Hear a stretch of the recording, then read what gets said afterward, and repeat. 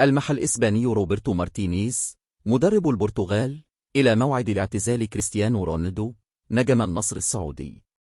وقال روبرتو مارتينيز في تصريحات أبرزتها شبكة جول العالمية: لقد تحدثت مع رونالدو عندما كان قريبا للغاية من الوصول إلى 200 مباراة دولية، وهو أمر لم يفعله أحد من قبل.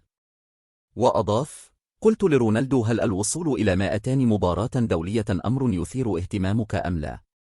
لكنه قال لي: يهمني الوصول إلى 250 مباراة مع البرتغال. وخاض رونالدو حتى الآن 205 مباريات دولية مع البرتغال، وإذا أراد الوصول إلى 250 مباراة دولية فمن المرجح أن يظل بقميص منتخب البحارة حتى كأس العالم 2026. يذكر أن كريستيانو رونالدو إنهاء عام 2023 كأفضل هداف في العالم برصيد 53 هدفا مع النصر ومنتخب البرتغال في كل البطولات.